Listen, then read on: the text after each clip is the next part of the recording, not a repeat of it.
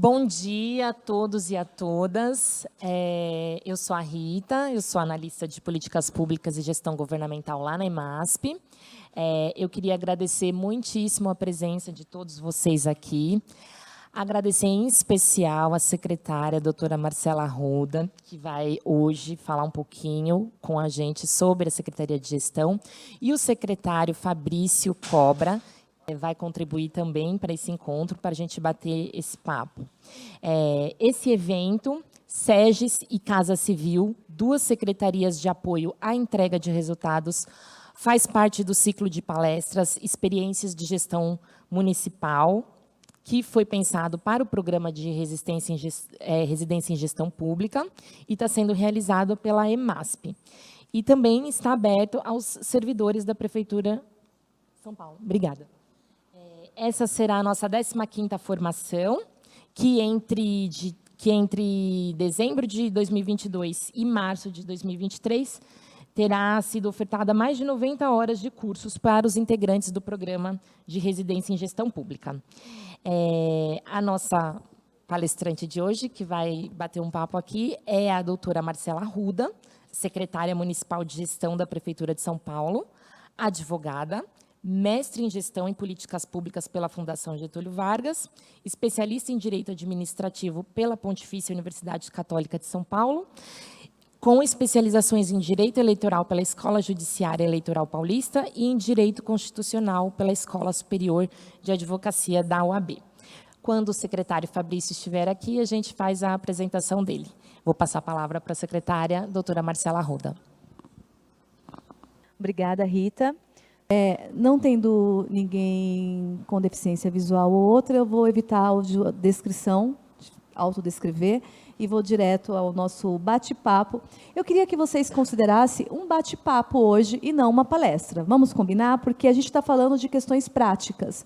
Então, eu não vou vir aqui falar de teoria, porque vocês, ao longo do processo, eu sei que já tiveram aulas mesmo, teóricas, pessoas falando de conceitos, de propostas, e hoje eu quero, junto com o Fabrício, ter esse bate-papo. Pelo Fabrício, eu já peço desculpas pelo atraso, ele está em outra reunião, e isso faz parte da prática.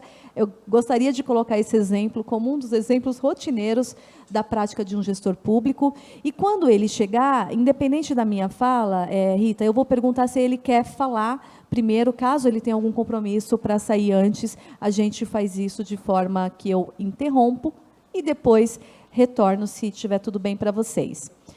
Bom, na Secretaria de Gestão, vocês já conhecem um pouco o que é a Secretaria de Gestão, porque o programa Residência nasce na Secretaria de Gestão, então a gente talvez tenha mais conexões desde o início com esse tema. A Secretaria ela tem por finalidade formular, isso eu já repeti algumas vezes em outros pequenos encontros, as políticas municipais que tenham inerência aos seus temas, relativos ao desenvolvimento institucional, de gestão de pessoa, de gestão de patrimônio. Acho que eu tenho que passar aqui, Esse é o organograma atual. Leia-se atual porque a gente de hoje para amanhã, a gente publica uma reestrutura. Mas ela não mexe muito, por isso que falarei a partir desse atual. A Secretaria de Gestão, então, ela tem como diretriz formular as políticas comuns aos temas. Gestão de pessoas, leia-se, gestão de todas as pessoas da Prefeitura. Então, de todos os servidores, dos quase 125 mil servidores, o RH, ele está dentro da Secretaria de Gestão.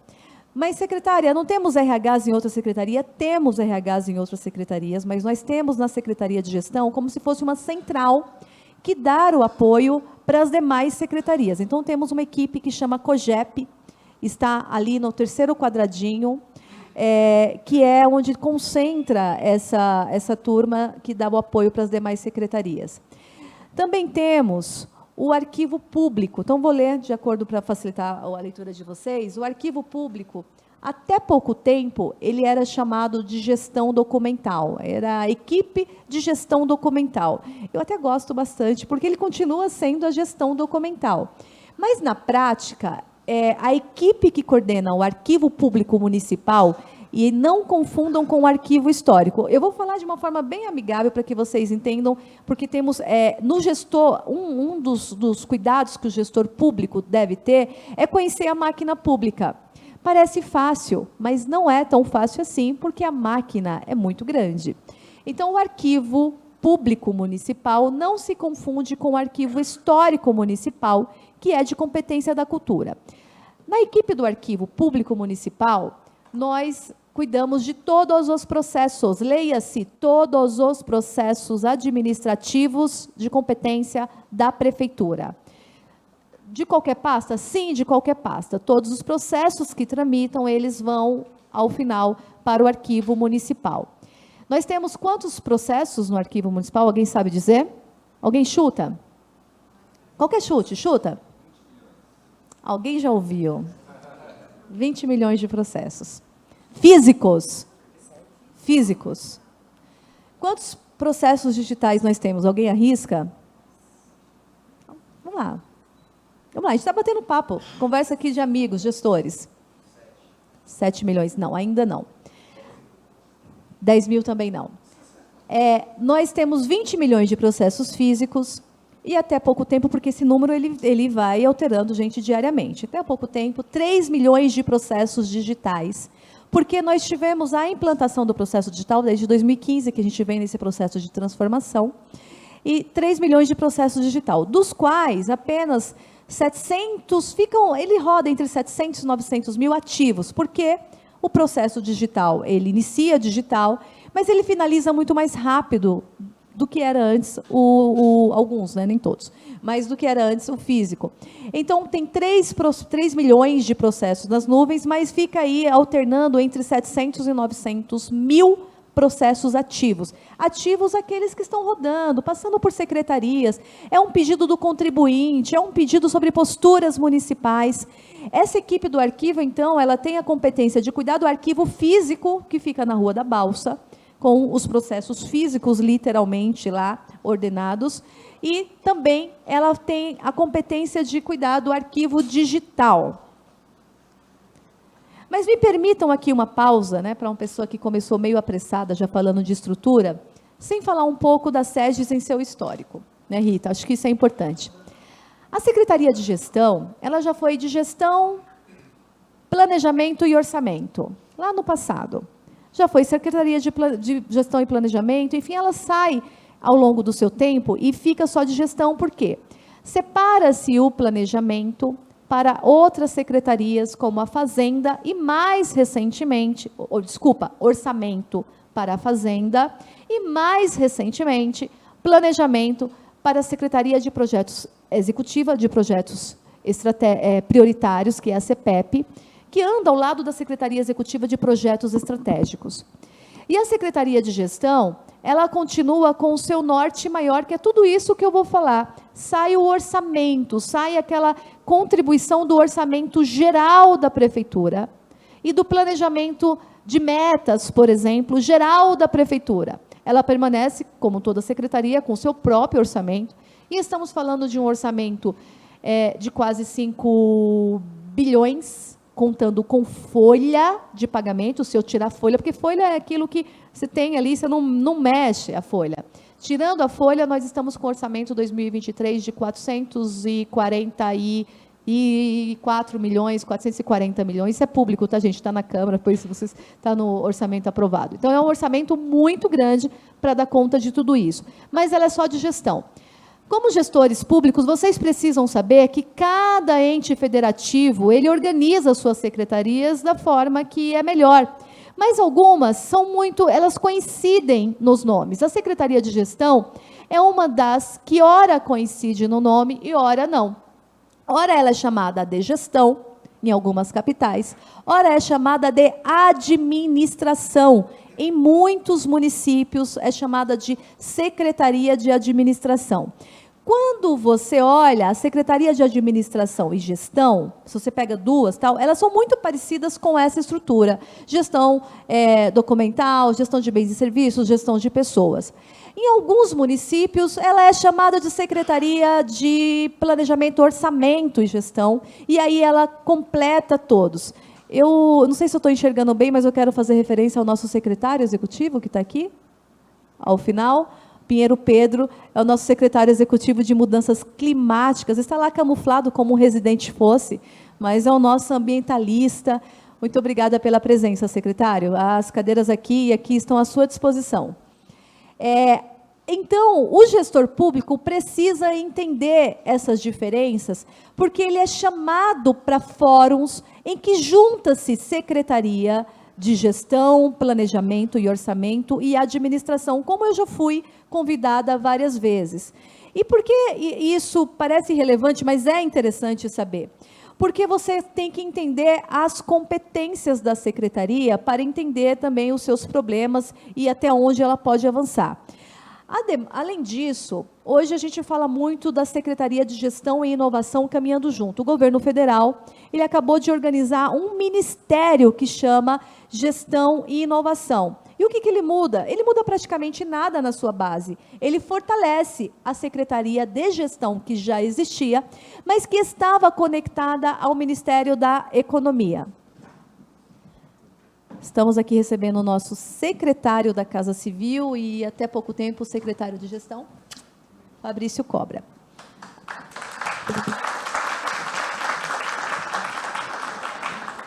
A gente já tinha combinado que o Fabrício ia ter prioridade na fala aqui, então, mas eu vou continuar falando. Então, a secretaria, o que o Ministério de Gestão e Inovação fez agora no governo federal, ele não muda a sua base da Secretaria de Gestão e projetos de inovação que já estavam conectados. Ele dá maior autonomia ao tema gestão, porque ele desconecta a Secretaria de Gestão do Ministério da Economia, a qual ela estava conectada. Lembra da história que eu contei? Secretaria de Gestão, Planejamento e Orçamento, historicamente, andam juntas e os municípios vão separando aí as suas competências. Pois bem, voltando aqui ao tema inovação, por exemplo, também já esteve na Secretaria de Gestão lá no passado, antes de ter a SMIT agora, com todas as competências que tem nesse tema inovação. Eu ainda defendo que muitos temas de inovação relacionados ao serviço público, ao servidor, eles merecem estar conectados à gestão, porque a gestão entende ali, na prática, a dor diária do servidor. Então, voltando, passamos a linha do tempo do que é a Secretaria de Gestão no seu espaço nacional, de como se vê a Secretaria no olhar de outros municípios, com essas diferenças de gestão, orçamento e planejamento, e ora a administração. Voltamos aqui ao organograma. O arquivo, com essa competência que acabo de falar, de gestão documental, e continua. Também foi o responsável pela implantação do processo SEI, por isso que falei do eletrônico. A COGED é uma coordenadoria que ela não tem em muitas prefeituras. Isso é interessante saber, os destaques também do município de São Paulo. Conversando com outros secretários de administração, planejamento e gestão, percebo que o tema de desenvolvimento institucional, ele é muito pioneiro aqui na capital. Ele é falado, sim, ele é falado no Estado, nós temos pessoas do Estado que trabalham hoje aqui com a gente, que trabalhavam em áreas muito parecidas, mas não tinha uma área que olhasse para o desenvolvimento institucional. Nós temos aqui na COGED uma coordenação que olha, não é só para cargo comissionado, às vezes ela é lembrada quando é para perguntar se pode ter o cargo comissionado ou não naquele espaço de coordenação. Ela é pensada e hoje está estruturada com pessoas com expertise em processos institucionais, em organograma, fluxos de processos, para entender quantas, de acordo com a legislação e com a autorização legal, quantas coordenadorias você deve ter, quantas coordenações, diretorias, qual é o nível hierárquico que deve se colocar a partir disso. E essa coordenação desenvolveu um trabalho que me antecede, aliás, assim, talvez anteceda até o Fabrício, que começou os estudos faz mais ou menos 5 anos, sobre como a gente poderia inovar para os cargos comissionados. Eu vou falar um pouco mais na frente, mas só para vocês entenderem onde estamos, do que estamos falando. É uma coordenação, uma coordenadoria que pensa na inovação dos cargos em comissão, mas não só pensando isso, na inovação das equipes. E é muito interessante porque se aproxima bastante da arquitetura organizacional que se pensa no privado. A COGEP, eu acho que é a que mais conhecida, gestão de pessoas. É onde tem, que eu falei, a folha de pagamento. Então, tem a pessoa, tipo, o famoso RH ou departamento pessoal, nós temos na COGEP. Mas não só isso, porque ela também tem uma área que a gente considera de visão estratégica, que pensa planos de carreiras e pensa desenvolvimento, por exemplo, do programa de estágio. E também tem um olhar para as carreiras e alterações legais ao longo do tempo. Coordenação de bens e serviços. Marcela, mas tudo isso na gestão? Sim, tudo isso na gestão. Coordenação de bens e serviços. Então, estamos aqui com as equipes maiores, COGEP, a COBS e Arquivo estão, e CGPATRI entre as equipes maiores. Coordenação de bens e serviços, o que é? É um dos temas hoje mais falados, sobre licitação. A gente fala licitação, todo mundo lembra que a prefeitura, todas as secretarias que compram e que contratam serviços, trabalham com licitação. Nós temos na COBS, a obrigação hoje legal, o dever legal de pensar políticas e diretrizes próprias em relação a compras e contratações de bens e serviços e compras de insumos para toda a prefeitura. Então, é nessa secretaria que nasce a orientação sobre a ata de registro de preços, sobre o pregão. É aqui que nasce essa orientação de como os fazemos. E o que fazemos? Fazemos, de fato, o processo licitatório para bens e serviços comuns. Presta atenção, isso é muito importante lembrar. Serviços comuns, aqueles que são específicos por conta da secretaria finalística, é feito pela própria secretaria. Saúde, tem compras específicas feitas lá, na educação, são feitas lá. A nova lei de licitação, ela traz uma sugestão de centralização dessas compras em um único ambiente. Essa centralização já existe hoje aqui para bens e serviços comuns, que algumas prefeituras e outro estado também não têm, como o estado de São Paulo hoje sofre, porque é muito descentralizado. Mas a gente, prezando pela qualidade, a gente entende que a centralização fica dos temas maiores e a descentralização permanece para específicos. Isso pode mudar a qualquer momento? Sim, pode mudar, de acordo com a aplicação prática da nova lei. Na CGPATRI, a gestão de patrimônio. Nós temos hoje aproximadamente mais de 16 mil áreas públicas, entre áreas construídas e não construídas, que são geridos por essa coordenadoria. O que é isso, Marcela, na prática? Ela é uma coordenação que olha toda a parte documental daquilo que é propriedade do município e que também faz a análise de permissão de uso quando é requisitada pelo particular, pela organização da sociedade civil. Vocês, às vezes, veem uma organização da sociedade civil prestando um serviço de interesse público, muitas vezes ela não está pagando um aluguel, ela está utilizando um bem público que foi cedido com finalidade gratuita por conta do interesse social envolvido. Então, é o interesse público que é analisado em primeiro lugar. A CGPATRI também é uma equipe grande, fica no prédio da Boa Vista. Aqui a gente fica no 8º andar, apenas com gabinete e algumas equipes, não cabe todos aqui. A assessoria jurídica, a COJUR, ela não tem uma finalidade externa própria, ela assessora todas as equipes. Então, acho que todos sabem o que uma assessoria jurídica faz, ela segue um fluxo, dá os pareceres, mas nós temos uma assessoria jurídica também que trabalha na gestão há muitos anos. Isso é interessante porque tem uma memória de todas as complexidades, de todos os problemas que temos. A questão de tecnologia é uma tecnologia de apoio interno também, mas a gente também tem desenvolvimento de alguns produtos, entre aspas, que é de interesse da gestão e que, às vezes, não necessita da Prodan para executá-los. Então, não sei se tem gente aqui da nossa tecnologia, o Wagner e o Danilo e os demais, eles desenvolvem pequenos produtos, às vezes, de forma mais rápida, um sistema, um apoio, um dashboard, enfim, para apoio interno. Isso ajuda muito. Fica como dica aqui, se a gente está falando de gestão, me impõe aqui tem uma incumbência de falar para vocês, quando vocês montam uma área na gestão pública, seja aqui ou em outra prefeitura que vocês tenham oportunidade, ou em outro órgão, é sempre necessário olhar a estrutura e ver se todos os pilares que são necessários estão ali, representados, para que vocês consigam atender, dar a resposta das competências da sua secretaria. Eu não preciso aqui ter uma área de construção dentro da gestão. Hoje até acho que preciso, mas enfim. Eu não preciso ter uma área de construção, mas se eu precisasse, eu teria que pensar como que seria esse modelo da área de construção. A EMASP, vocês conhecem a Escola de Administração Pública.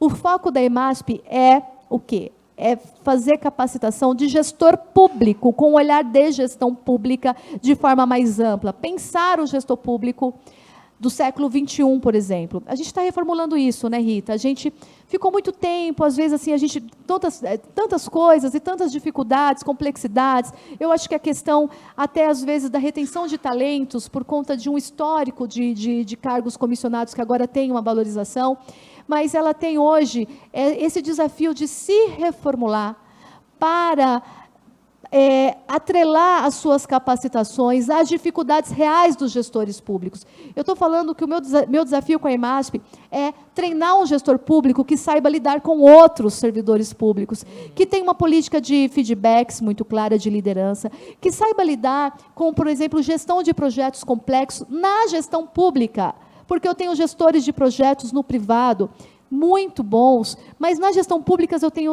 especificidades, legislação diferente e complexidades diferenciadas. Eu preciso ter gestores que entendam de orçamento público. Ele precisa entender, por exemplo, de lei de licitação, mas não da parte jurídica. A parte jurídica, nós temos uma escola que é a Sejur, que faz muito bem isso. Ele precisa saber da prática de gestão pública. O desafio da EMASP hoje é, portanto, tornar essa capacitação mais visível ao gestor público que não pensa só no hoje, mas pensa no futuro. Será que essa carreira ela vai existir no futuro? Se ela não vai existir, o que eu estou fazendo? Será que esse problema que hoje se mostra tão presente na gestão pública de São Paulo é um problema que tem uma resolução em 1, 2 anos, ou é um problema que ele se encerra em 5 anos? E o que eu estou pensando para resolver isso depois? Nós temos... Pode falar, Rita. Perfeito, perfeito. Eu falei bobagem? Não, falou perfeitamente. A Rita é da EMASP, aqui, ó, estou sendo fiscalizada pela equipe. Esse é o nosso desafio, esse é o desejo, Rita, que eu apresentei como proposta inicial, com todos os desafios que temos. Temos uma equipe pequena, que agora a gente aumentou com servidores efetivos. Hoje o nosso máximo lá é servidor efetivos, né, em números. Estamos convidando pessoas do grupo de efetivos a trabalhar na EMASP. E acho que a gente está fazendo aí algo que, em breve, tem um resultado. A COEG, que é a Coordenadoria de Gestão Estratégica, esse nome, COGE, acho que está errado, mas, enfim, é a gestão de projetos que articula e incuba projetos internos da secretaria, que depois, assim, sabe quando um projeto nasce na cabeça e precisa que alguém desenvolva a parte estratégica para depois alguém assumir o filho? Então, essa é a equipe. Ela pensa nos projetos internos, às vezes incuba a parte inicial e depois vê a área que pode tocar esse projeto. Não vou ficar falando de todos os projetos aqui, mas é uma equipe também que ajuda as demais equipes a coordenar o seu plano de trabalho do ano, o planejamento estratégico e o plano de trabalho. A CAF é uma equipe que vocês ouvem em todas as secretarias. Eu não sei se vocês já tinham ouvido falar tão detalhadamente dessa estrutura.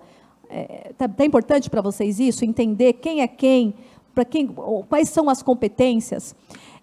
A gente, na secretaria, a gente tinha pessoas que não se conheciam ainda em equipes que nunca tinham conversado na prática, ido na prática com outro.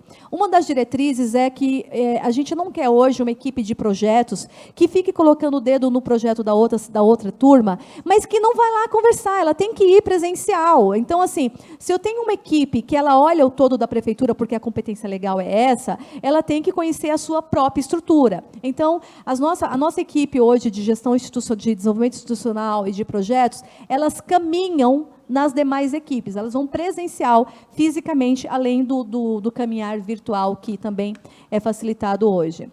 Então, nós estamos falando de uma turma com 580 servidores, 11 residentes de gestão pública, 3 residentes jurídicos e 3 estagiários, 53 estagiários por enquanto. Esses estagiários estão diluídos, né? Então, aquele é o universo do organograma, esse é o universo de pessoas.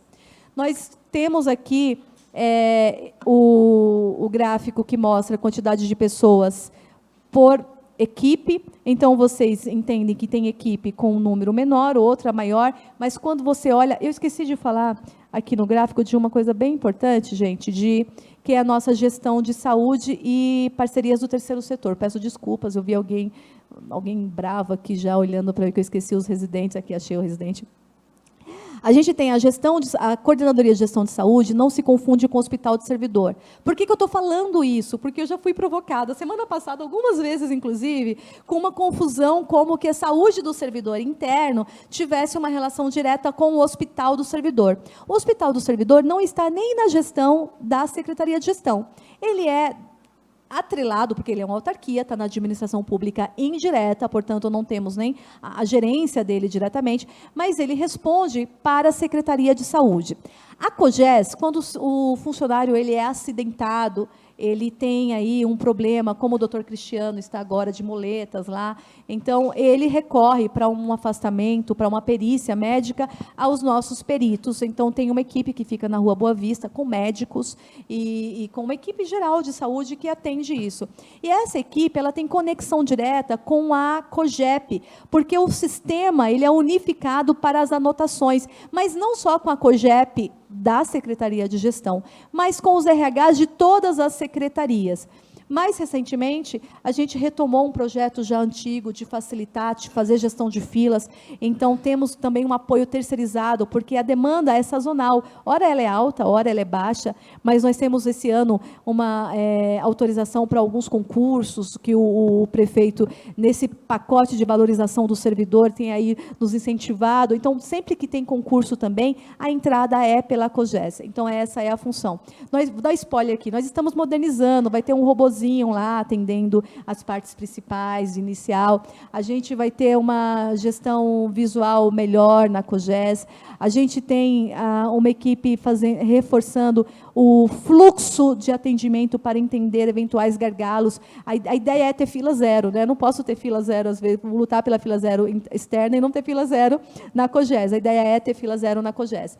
A COPATS, Coordenadoria de Monitoramento do Terceiro Setor, Coordenação de Monitoramento do Terceiro Setor, ela trata de diretrizes gerais para as parcerias do terceiro setor, mas hoje ela é muito conhecida pela qualificação de organizações sociais, as OS, que atuam na área da saúde, da cultura, e pelas qualificações, certificações das organizações da sociedade civil. Recomendo que depois vocês leiam a diferença das organizações sociais como qualificação e certificados de organizações da sociedade civil, terceiro setor de forma geral. Então, isso passa pela COGES e a autoridade competente para a decisão final está na Secretaria de Gestão, apesar do processo tramitar de acordo com o interesse das secretarias. Rita, quanto tempo eu tenho? 10 minutos. Vamos lá. Sobre números, essa é a dimensão. Marcela, qual é a relação direta que tem o número de servidores com todas as competências da secretaria? Toda. Você vai ter o quadro da educação com um quadro de 80 mil pessoas para atender essa demanda, que é a educação. A saúde, então, você tem as secretarias com muita lotação, outras menores. Tem secretarias que, às vezes, a lotação varia de acordo com o projeto. A Secretaria de Gestão, pelo que eu vi, historicamente, sempre teve esse número parecido. É isso, Eduardo? Então, sempre tem. O Eduardo está ali, ó, a gente tem os universitários ajudando. Sempre teve esse número parecido. O Eduardo é da COGEP e ele trabalha com os números também, as planilhas, o dashboard dos números. Sempre teve esse número, assim, sempre entre 400, 500, porque você tem aposentadorias, às vezes demora para repor, mas esse é um número que não é irreal ou que vocês daqui a pouco vejam muito mais baixo, porque não daria conta de atender todas as demandas, pensando no número maior de servidores. Os vínculos, é interessante, né? 56% desse vínculo é de funcionários efetivos. De todos os vínculos da secretaria, mais de 53% são mulheres. É uma secretaria com aspecto de mulher muito forte, Fabrício, né? É uma coisa que tem. Na prefeitura, 73% dos servidores está no grupo, são mulheres, então, assim, nosso quadro é um grupo de mulheres. Comissionados, nós temos ali 31%, estagiários 9% e um pedaço de residentes. Então, para vocês terem a dimensão da secretaria que utiliza todos os seus braços possíveis aí para dar conta desse atendimento. O orçamento anual, bom, eu falei isso lá no começo, mas o orçamento de 400, eu acertei 444 milhões, pensando nos projetos que excluía a folha de pagamento. Se a gente pegar folha de pagamento, aí você tem folha de pagamento de estagiários, que é um valor, vocês não sabem, mas é um valor muito alto. Folha de pagamento de funcionários, esse número aí vai para os 4 bi, facinho, por conta dos encargos decorrentes da folha de pagamento. Em 2022, o orçamento da Secretaria de Gestão ele foi separado da Secretaria de Governo, porque na transição do Fabrício, para mim, também houve o retorno da Secretaria com competência de secretaria, status de secretaria, ela estava como Secretaria Executiva de Governo, então ela foi Secretaria Municipal de Gestão no passado, mais para trás Secretaria de Planejamento e Gestão, e aí ela passou o orçamento de 2021, quando a gente faz a transição, a gente trabalhou até dezembro com o orçamento atrelado, sem conseguir fazer muitas coisas pensadas, e que a gente começa agora com as parcerias já firmadas em dezembro, mas começa agora com orçamento próprio, então, EMASP, todas as coordenações com os projetos executam agora. Isso é importante, já que a gente está falando de gestão, para que vocês não se assustem. O prefeito, a Secretaria de Governo, a liderança, a alta liderança, ela pode, de acordo com a sua política de governança, às vezes alterar o escopo da secretaria ou modificar a posição da secretaria. Por que eu falo isso? A sociedade, às vezes, não entende isso, mas o gestor público, se estamos falando de formar gestores públicos, nós temos que falar que isso é possível. Isso não deve acontecer de acordo com interesses próprios, porque eu quero a secretaria aqui mais perto, porque isso, tal. Isso deve acontecer de acordo com um planejamento de governança política, no sentido de políticas públicas também, para o que é melhor ao interesse público e como a secretaria deve responder. Já quase acabando, eu não vou aqui, mas acho que eu tenho umas falas. Aqui, o que agora a gente tem de descrição é o que eu falei lá no organograma. Qual a responsabilidade pela equipe? A responsabilidade ela é imensa, né? As competências, mas a gente aqui separou, né, COBs como o estabelecimento de padrão. E aí eu quero contar para vocês uma novidade da COBs. Nesse processo de transição da lei de licitação, acho que todos sabem, a gente publicou o decreto para acolher as inovações da lei de licitação, a gente publicou em dezembro, com vigência inicial para fevereiro. Guardem isso. Ontem no Valor, ou no Estadão, ou nos dois, tem uma matéria super grande, de colegas, inclusive, conhecidos, que estão desesperados com a transição da nova lei de licitação. Que esse é um tema comum a todos os gestores públicos, gente, não é aqui no município, todos os gestores públicos. E a lei federal, ela ficou 2 anos aí nesse espaço de tempo para que os municípios conseguissem se adaptar.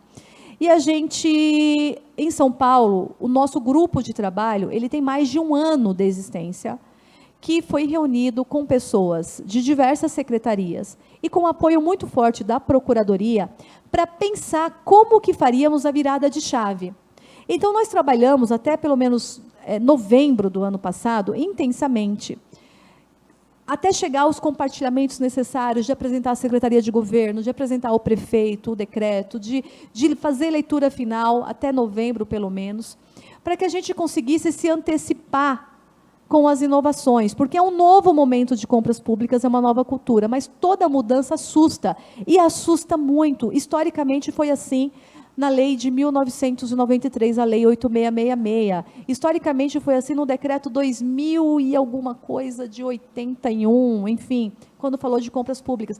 Então, a gente tem agora muito susto dos municípios em relação a isso. Qual que é a parte boa e a novidade? São Paulo se antecipou. Foi o primeiro? Não, não foi o primeiro. Você tem estados que fizeram isso, às vezes copiando e colando a própria lei federal, porque não queriam, talvez, ali ter muito desgaste. A gente teve um trabalho que foi não repetir aquilo que já está na lei, porque o decreto tem uma finalidade diferente. Depois o Fabrício até pode falar o que é um decreto, né, o que é a lei, né, para a prefeitura, tem uma finalidade diferente. Então, quando a gente inicia a vigência em fevereiro, a gente tinha um grande desafio. Uma das grandes inovações na lei é aperfeiçoar a governança dos contratos públicos. É dar mais flexibilidade a alguns pontos? Sim. mas também aperfeiçoar a governança. E uma imposição muito forte do uso da tecnologia a favor do gestor público e da transparência. Então, nós precisávamos de um sistema que atendesse todos esses pontos. Começar do zero é possível? Sim, é possível. Até começamos de alguma forma, mas seria muito desafiador. Então, a gente buscou uma parceria com o governo federal, porque já tinha um sistema pronto, que a gente já utilizava. A gente utilizava 3 sistemas: BEC, Banco do Brasil e Compras.gov, conhecido também como Compras.net. Desses 3, o único mais adaptado ao novo momento era o Compras.gov.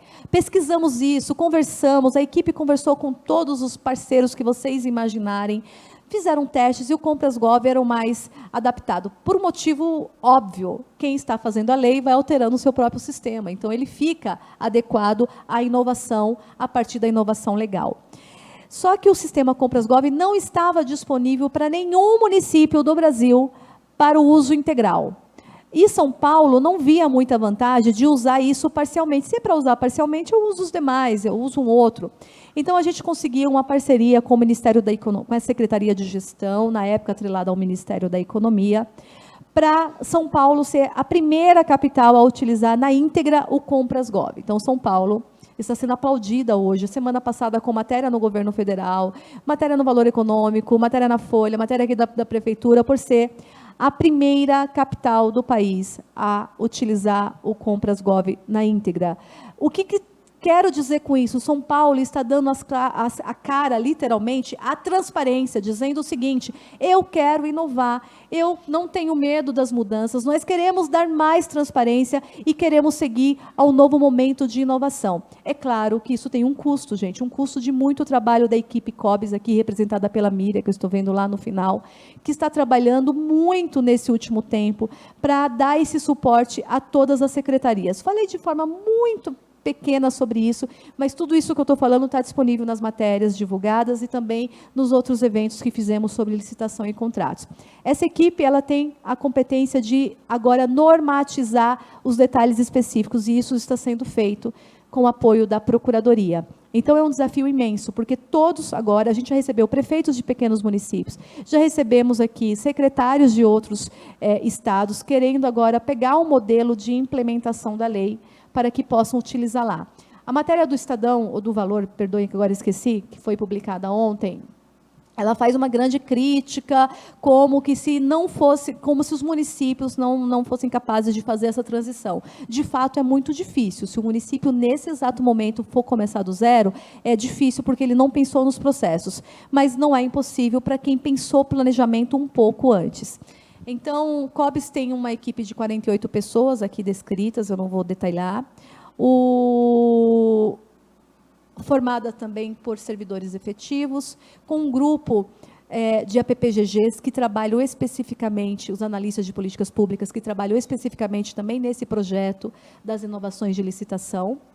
A gente tem a COPATS, que é essa coordenação do monitoramento do terceiro setor, com uma equipe menor, com 6 servidores, um residente. Cadê o nosso residente?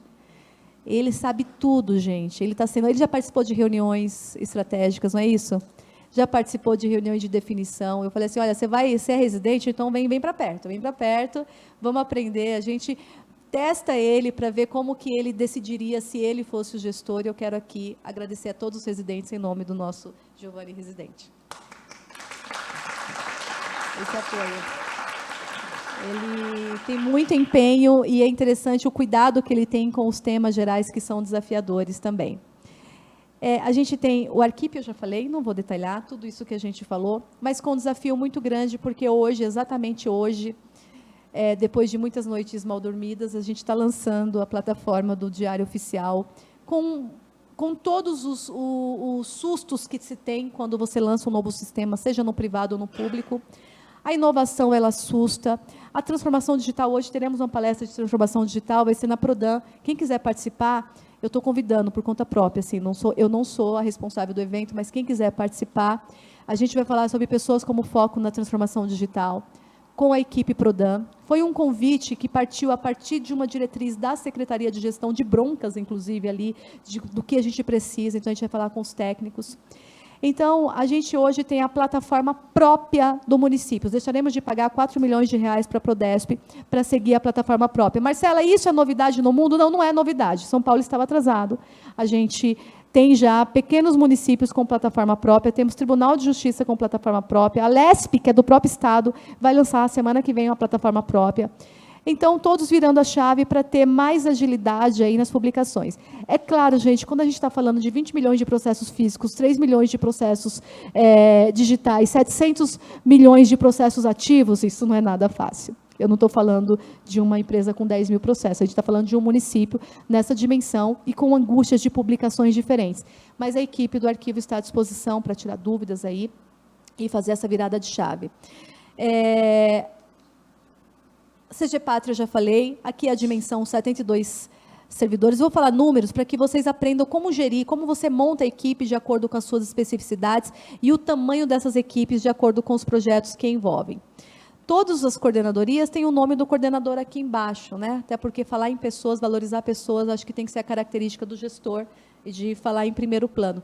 COGEP, como eu falei, é a nossa secretaria, nossa coordenadoria com o maior número de pessoas. Eu confesso para vocês que eu me atrapalho um pouco nesse nome coordenadoria e coordenação, é um pouco diferente, tá? Para a gente, só para quem é meio do privado, a gente sempre ouve coordenação, e aqui tem coordenadoria. É estranho até na gramática, eu acho. É uma coordenadoria com 102 servidores, com múltiplas equipes. São várias equipes. Quem é da COGEP aqui? Levanta a mão, por favor. 3 pessoas, 3, 4, 5. 4 pessoas da COGEP. Então, muitas equipes aqui representadas. Na EMASP, esse é o número atual, Rita? A gente está agora no processo de ampliar a equipe. A gente está captando servidores então, efetivos. Esse número já vai mudar, tá. Mas esse é o número atual. Gente, a gente está convidando esses servidores efetivos que estão há muito tempo, sabe da turma do AAG, do que era a turma de nível médio, para trabalhar na EMASP. A gente tem funções na EMASP. Foram 80 mil inscrições no ano passado. Coordenar essas inscrições, ela não é fácil. A gente quer mobilizar a turma do estratégico para pensar o estratégico e precisamos do suporte geral. Então, caso vocês saibam de alguém que queira ir para a EMASP, a gente está de portas abertas. Sim, Rita. Muito bem. 121 servidores na COGES, também uma equipe para dar conta de todas essas perícias médicas, 7 estagiários. 14 servidores na COGED, que é aquela equipe eu chamo de arquitetura organizacional, mas não, é desenvolvimento institucional, mas que pensa processos de uma forma institucional. A equipe de projetos, com 13 servidores, um estagiário, 3 residentes, não sei se está atualizado esse número aqui, se não tiver, depois a gente atualiza para o último. A assessoria jurídica era chamada de coordenação jurídica, na nossa reestruturação está mudando o nome. Não muda nada da equipe, mas só para padronizar com outras secretarias, está sendo chamada de assessoria jurídica, com o mesmo status de coordenador, de ter uma equipe para esse apoio. A CAF, com 43 servidores, com uma característica bem especial na nossa CAF, muitos servidores estão há mais de 20 anos. Então, um grupo bem pequeno de servidores mais recentes e um grupo de muito tempo. É na CAF, por exemplo, que a gente coordena as atividades, as finanças da secretaria, mas também questões como herança vacante. Até pouco tempo, a gente vai mudar agora para a CG Pátria. Sabe aquelas heranças que não tem dono, né? Pessoas morrem com muito dinheiro e não deixam herdeiros. Então, vocês cuidem de fazer mais herdeiros aí para o mundo. E então, essa herança, o patrimônio vai para o município. Então, tem apartamentos, tem imóveis. Então, eles seguem um processo legal de administração para depois também serem leiloados. Isso também é público, tá? Esses imóveis e tudo mais. As pessoas não têm ideia, né? Mas tem muita gente que deixa muita herança sem ter herdeiro, tá?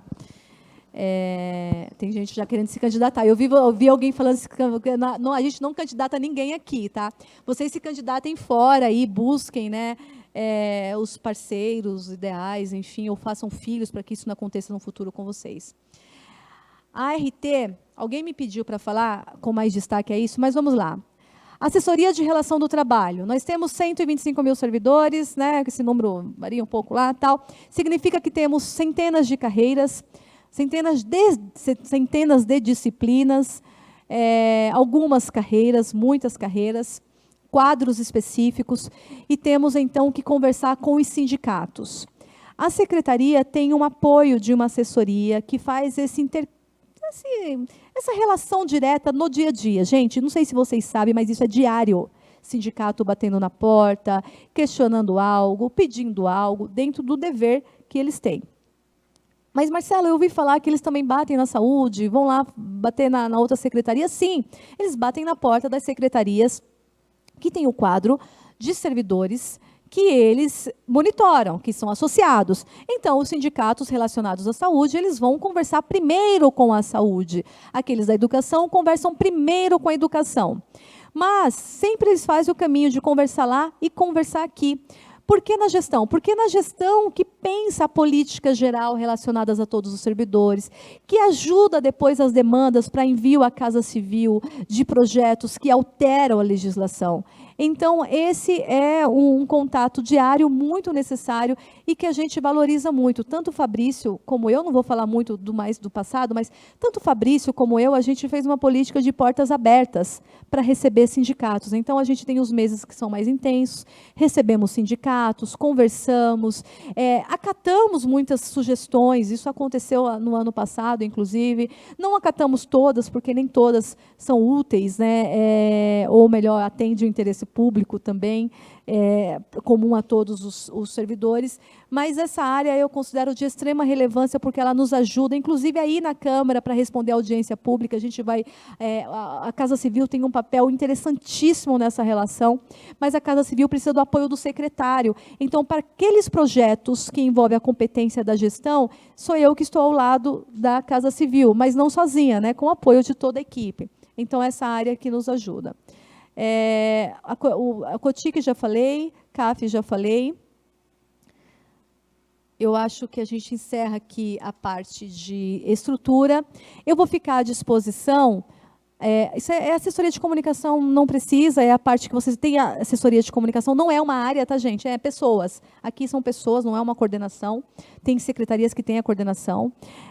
Tem mais? Acho que já falei de todos. Eu vou ficar à disposição, eu e Fabrício, que ele vai falar um pouco, e aí a gente volta para uma rodada de perguntas que vocês queiram. Falei sobre estrutura, falei sobre o papel das SEGES, mas, sobretudo, a característica que gestores precisam, implicitamente, aí vocês, a partir da minha fala, vocês podem tirar, qual a característica que precisa ser para ser um secretário de gestão, ou coordenadores, ou ter esse pensamento todo. Se você pensa em secretaria, que é uma secretaria meio, e que isso precisa ter uma continuidade, você pensa também num grupo que tem características específicas. Esse grupo da SEGES é um grupo que tem uma memória, que está há muito tempo, e tem pessoas muito especializadas dentro desse grupo. Eu quero aqui fazer uma homenagem geral, não só aos residentes, mas todo o grupo da Secretaria de Gestão que faz isso acontecer no dia a dia. 3 pontos que não falei. Secretaria, ela também passa orientações gerais para subprefeituras naquilo que é da sua competência. Então, nos pontos que são da competência da secretaria, ela recebe subprefeitos para falar da sua equipe, de estrutura de cargos, de concursos, de termos de permissão de uso. Também recebe vereadores, que às vezes vêm representando, ou ora servidores e sindicatos que estão ali atrelados a um grupo de vereador com a pauta específica. Ora, recebe também a própria sociedade civil, porque nós temos pelo menos 2 grandes temas que são de interesse da sociedade civil e não do servidor direto. O nosso principal foco é o servidor, mas quando eu falo da gestão de patrimônio, eu estou falando do interesse da sociedade civil. Quando eu falo do monitoramento da parceria do terceiro setor, eu estou falando do pedido direto da sociedade civil. Então, é comum também vocês saberem que tem uma agenda com a sociedade civil que vem pegar esclarecimentos sobre esses pontos. Entidades de classe não integrantes dos sindicatos, por exemplo, porque tem interesses gerais, engenheiros, enfim, às vezes tem um projeto de engenharia que envolve um apoio do serviço público, então é possível também a gente receber esse tipo de projeto. E a gente pensa projetos de interesses comuns, sem concorrer com qualquer secretaria, não é tirar esse foco de concorrer, nenhuma secretaria deve concorrer, mas a gestão é aquela que deve mediar as situações para achar o bem comum e para evitar duplicidades de projetos e de ações.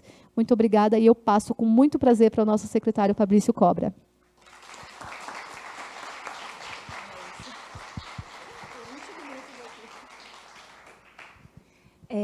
Eu vou fazer uma apresentação breve do secretário que está aqui. O secretário municipal da Casa Civil da Prefeitura de São Paulo, advogado, economista, mestre em Direito e pós-graduado em Gestão Pública pelo INSPER. Ocupou os cargos de secretário executivo e adjunto de gestão da Prefeitura de São Paulo, foi subprefeito da Vila Mariana, secretário de Estado do Turismo e secretário adjunto da Casa Civil do Estado de São Paulo. Seja bem-vindo, secretário. Muito obrigada por aceitar o convite para falar para a gente dos desafios da Casa Civil. Obrigado, Rita. Bom dia a todos e a todas. Bom dia, Marcela. Você falou aí da pós-gestão, consegui terminar na virada do ano, então entreguei aí o TCC para poder finalizar o curso, né? Mas, primeiro, agradecer o convite, Marcela. Acho que é importante a gente ter esse diálogo. Feliz de estar aqui, estou vendo vários rostos conhecidos, né? Não só agora da Casa Civil, mas da gestão, ao qual fiquei lá há quase 2 anos. Hã? Ah, o Pinheiro Pedro está aqui? Cadê? Ah, está lá atrás. Grande Pinheiro Pedro, companheiro de andar. Mas a alegria de ver vários funcionários, servidores que na época da gestão a gente trabalhou junto, e agora aqui na Casa Civil também, a gente desenvolvendo esse trabalho conjunto. É importante a gente estar sempre tendo esse diálogo interno, né? Os servidores, a gente fica num trabalho de dia a dia, efetuando, colocar agora aqui o organograma da Casa Civil, que eu falei, não, precisa ter um organograma também, não é tão bonito como o da gestão, mas temos o nosso. Muitas vezes a gente fica no dia a dia trabalhando num assunto específico, né? E a gente não tem a dimensão daquilo que você faz no seu dia a dia, o quanto é importante num contexto da máquina pública de uma maneira geral, né? Muitas vezes você está dentro de uma coordenadoria, dentro de uma divisão, efetuando um trabalho, muitas vezes, né, de uma rotina, e não percebe o quanto esse trabalho está inserido dentro de um contexto de uma secretaria, de uma ação como um todo dentro da máquina pública, que é a Prefeitura de São Paulo, que é o 3º orçamento do nosso país, né, só perde esse ano indo para mais de 90 bilhões de receitas, né, e a importância que a cidade tem, né, a gente tem aí 12 milhões de habitantes, mas vivendo numa área metropolitana de 22 milhões.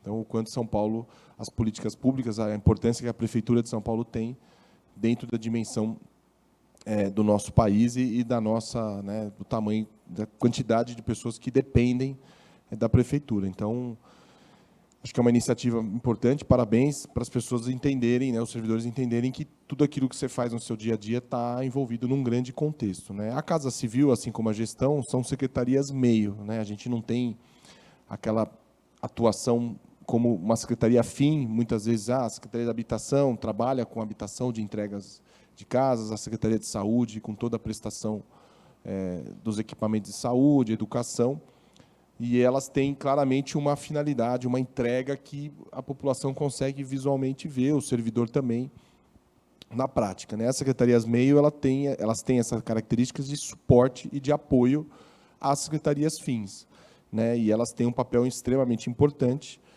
para que essas secretarias fins possam trabalhar cada vez com mais capacidade, né? Com mais possibilidades, para que elas entreguem as suas finalidades, né? Então, habitação, educação, saúde, esporte, meio ambiente, para que a população tenha e consiga visualizar cada vez mais as políticas públicas, né? Aquilo que o prefeito Ricardo Nunes sempre coloca de aquilo que nós vamos fazer, né? Aquilo que as secretarias fazem no dia a dia para mudar a perspectiva é mudar a vida das pessoas, né? Então, as secretarias meio dão esse suporte. A Casa Civil, basicamente, de forma resumida, ela tem uma importância ela cuida do relacionamento institucional entre o Poder Executivo e o Poder Legislativo, que é a Câmara Municipal, que tem 55 vereadores eleitos pela população de São Paulo, junto com a eleição de prefeito, né? E o relacionamento também com a sociedade civil como um todo. Então, basicamente, essa é a função da Casa Civil. Fala assim, mas qual que é a importância das leis? Por que é importante aprovar um projeto de lei? Por que é importante ter esse bom relacionamento com os vereadores, essa relação executivo e poder legislativo, né? Como muitos sabem, né, a nossa divisão do ponto de vista político, né, do ponto de vista de organização governamental, você tem o poder executivo, o legislativo e o judiciário, né? O judiciário ele tem um papel de fiscalizar, de eventualmente corrigir algumas ações que o poder legislativo e o executivo faz.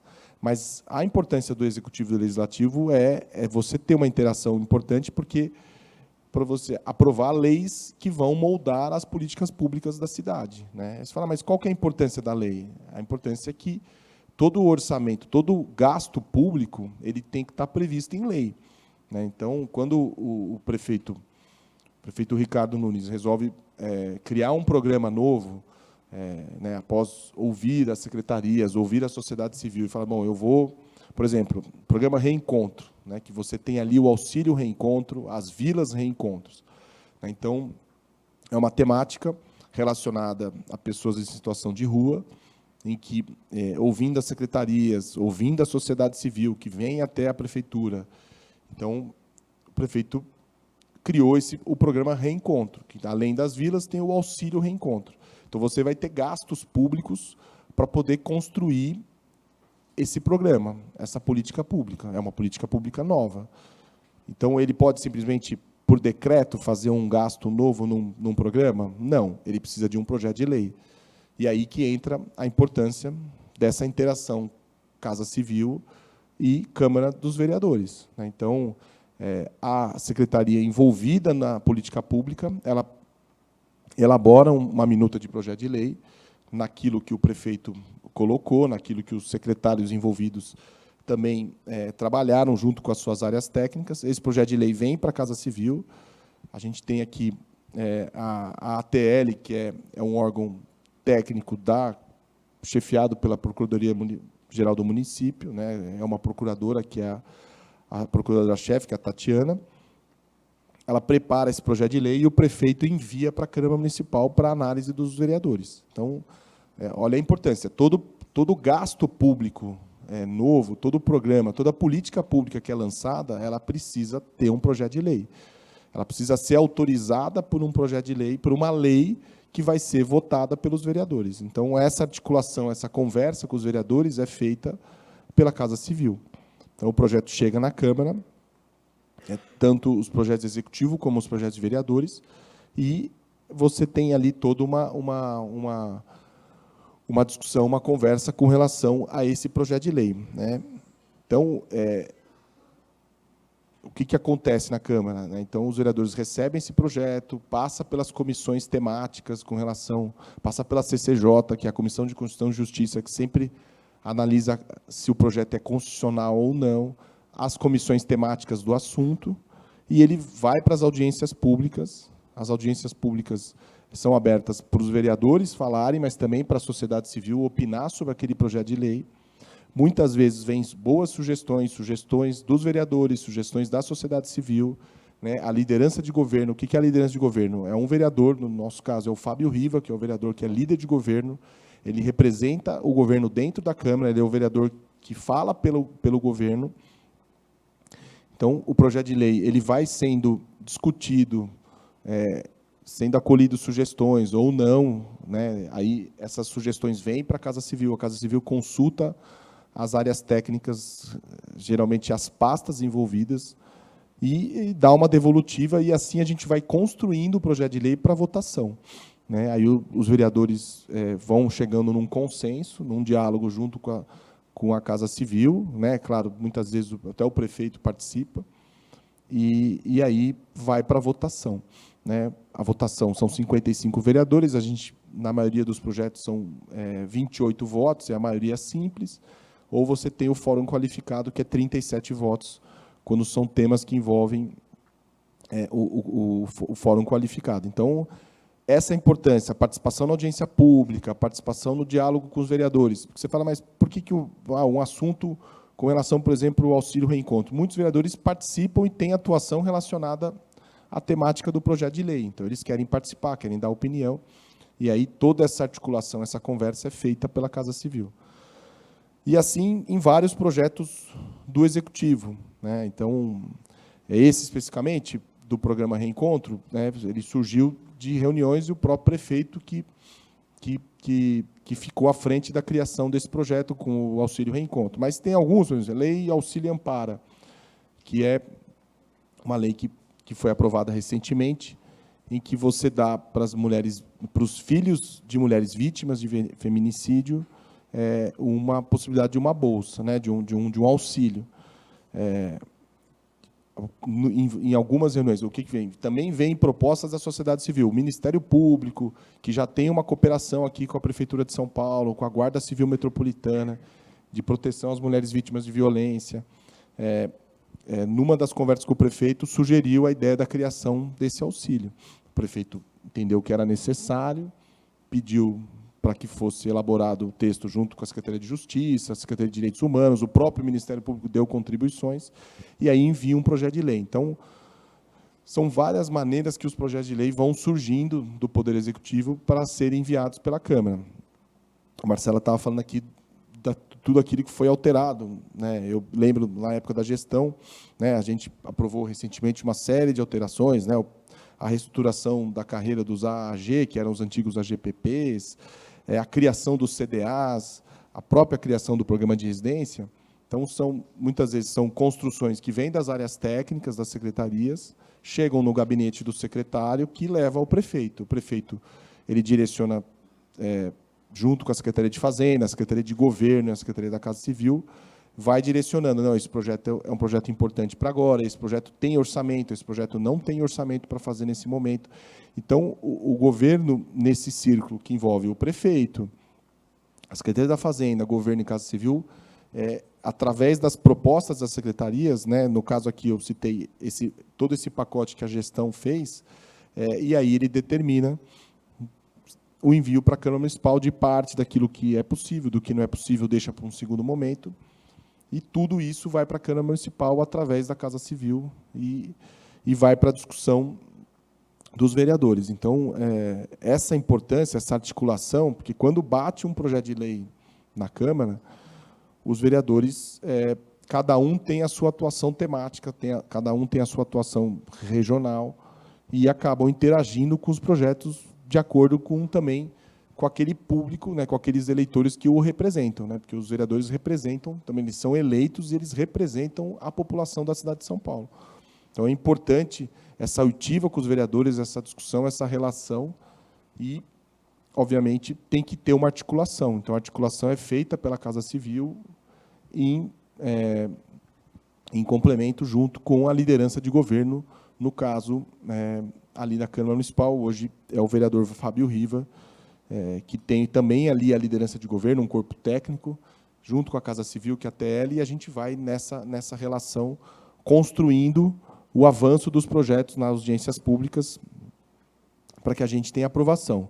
Aprovado os projetos de lei, eles vêm para a sanção do prefeito, né? Muitas vezes eles têm uma emenda, tem um substitutivo, uma alteração de texto, o projeto chega na Casa Civil, a Casa Civil encaminha para análise da secretaria que faz parte do assunto. Então, se é um pacote que envolve o servidor, a gestão vai opinar, se envolve a saúde vai opinar, e assim, não só com os projetos de lei do Executivo, mas também com os projetos de lei dos vereadores. As pastas retornam para a Casa Civil com as opiniões. Esse projeto de lei ele teve essa emenda, que essa emenda ela aumenta o gasto dessa política pública em 50 milhões, não estava previsto no orçamento, então pode ser que seja inviável. Então, são opiniões técnicas que vêm para análise da Casa Civil, que vai levar ao prefeito o despacho da sanção. Aí, na hora da sanção, o prefeito decide se ele vai sancionar a lei integral, se ele vai fazer algum veto, né, por uma questão de vício de constitucionalidade, quer dizer, que não poderia estar naquela lei algum tipo de determinação, mas toda essa articulação ela é feita, a Casa Civil participa desde o início do projeto até a sua sanção. Nos projetos de vereadores também tem essa articulação, né? Todo projeto que é protocolado na Câmara, ele chega na TL e a TL acompanha o trâmite desse processo, desse projeto. Então, muitas vezes o projeto cria alguma estrutura, um gasto, né? Você tem alguns limites naquilo que efetivamente os vereadores podem ter como iniciativa de projeto de lei. E essa interação a gente vai fazendo, né? A gente chama o vereador para conversar. Falei aqui da estrutura, você tem a Tatiana, que é a procuradora-chefe, a Denise, que é a chefe de gabinete, e fazem essas conversas com os vereadores, cada um com seus projetos, e a gente vai tentando adequar o projeto às políticas públicas que a própria prefeitura já tem, fazendo alguns ajustes, atendendo às demandas dos vereadores, que representam a população também, né, assim como o prefeito, e, com isso, a gente vai liberando alguns projetos para votação, para aprovação, alinhados com a política do governo, né?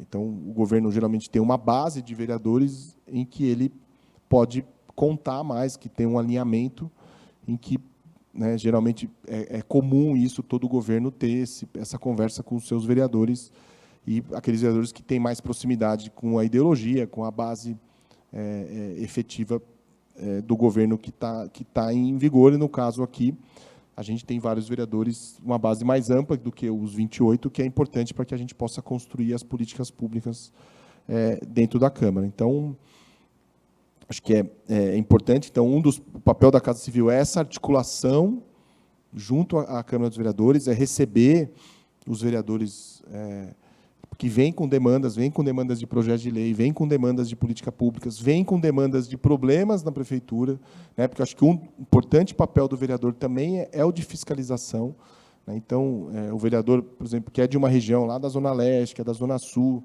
ele vai trazer, tem um problema lá na UBS, tem um problema na escola, na diretoria regional de ensino, ali na questão do esporte. Então, o vereador também ele serve como um auxiliar, né, um fiscalizador das políticas públicas que estão em vigor na prefeitura.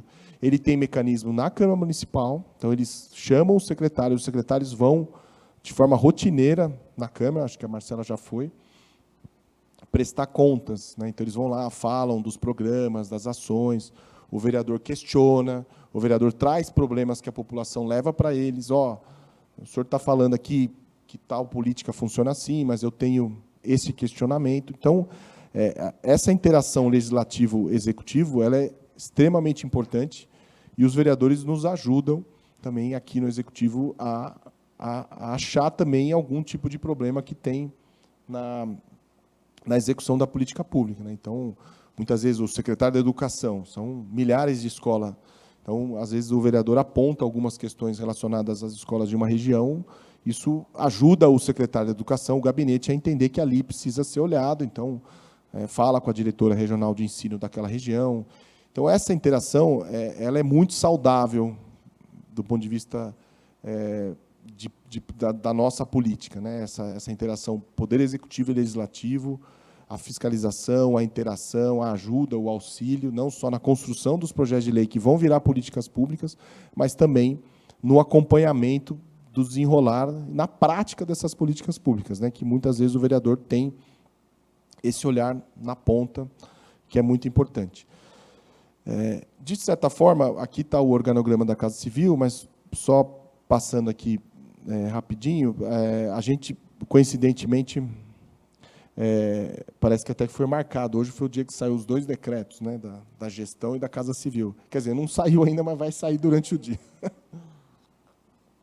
Que é o primeiro dia do Diário Oficial, mas vai sair durante o dia. Acho que a Marcela marcou no dia que ela já sabia que ia publicar o decreto da reorganização da gestão. Mas a Casa Civil passou, hoje é apenas um apêndice ali da reorganização, mas a grande reorganização foi feita o ano passado. a Casa Civil tinha uma estrutura em que tudo funcionava dentro do gabinete, uma série de ações. Aí, no final do ano, a gente reestruturou, criando 3 coordenadorias, especificamente, né? Você tem ali a assessoria legislativa, técnica legislativa, que é a ATL, que cuida de todos os projetos de lei do Executivo e dos vereadores e também de todas as publicações de atos do prefeito, né? Seja atos normativos de nomeação, mas também de decretos, uma série, todos os atos que o prefeito assina passa pela assessoria técnica que está dentro da ATL. Uma parte, os decretos estão na assessoria jurídica, que está na Secretaria de Governo, mas a assessoria técnica legislativa tem essa competência. Ela já existia. O que foi criado foram essas 3 coordenadorias, né? A Coordenadoria de Ações Municipais, todo vereador tem direito à utilização de emendas parlamentares. O que é a emenda? O orçamento desse ano aprovou 5 milhões para cada vereador, né? Ele vem aqui na Casa Civil e indica aonde ele quer colocar esse recurso. Então, um vereador que tem atuação numa região determinada, ele falou, eu quero reformar essa UBS, eu quero fazer asfalto numa comunidade que não tenha, fazer o recap, eu quero fazer um evento, então, um evento específico à atuação dele como parlamentar. Então, tudo isso é feito no decorrer do ano, é essa coordenadoria que cuida dessa execução das emendas parlamentares. Esses valores, essas emendas, elas são publicadas no portal de transparência, está lá, você consegue ver aonde cada vereador destinou o seu recurso, se foi para uma requalificação de uma UBS, de uma escola, de uma área urbana, de um evento. Então, tudo isso é publicado e é direcionado pelo próprio vereador, né? Então, essa área, coordenações de ações municipais. O que a gente tem feito, aprimorando isso, é acompanhar também a execução dessas emendas, né? Muitas vezes, a emenda vai muito próximo do final do ano, não é executada, então, a gente está criando um mecanismo de verificação na ponta para acompanhar a execução.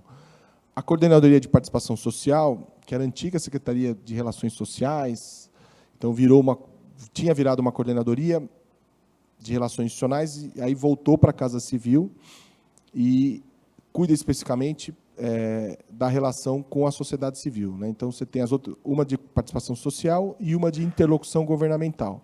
Essas 2 coordenadorias, elas têm um papel, e a de interlocução governamental, ela é uma criação nova, de a gente, como Casa Civil, atuar nessa relação com a sociedade civil e de interlocução dentro do governo.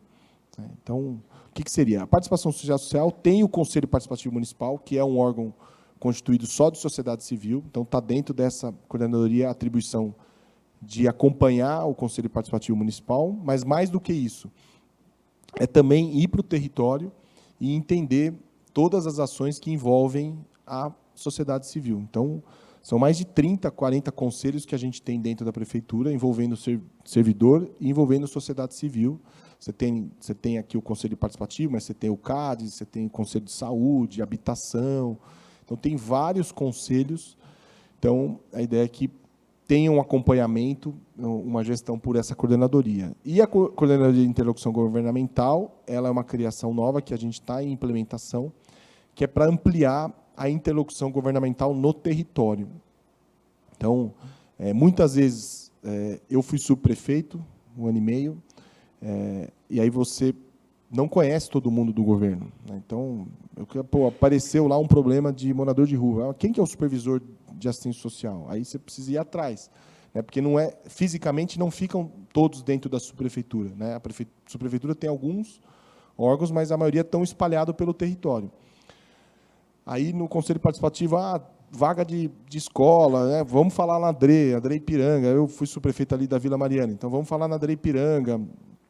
Questão da saúde, precisa de uma UBS nesse território que não tem aqui nesse distrito, vamos falar na Secretaria de Saúde, mas tem um diretor de saúde que cuida daquela região. Então, quem vivencia o dia dentro de uma subprefeitura, os assuntos são os mais variados possíveis e, muitas vezes, não está na atribuição do subprefeito, né, que tem uma atribuição mais voltada à zeladoria. Então, a ideia da Coordenadoria de Interlocução Governamental é, dentro do território, a gente forçar e realizar essa conversa horizontal dentro do governo, né? Então, o subprefeito conversar com o supervisor de SMADs, da saúde, da educação, do esporte, do meio ambiente, né?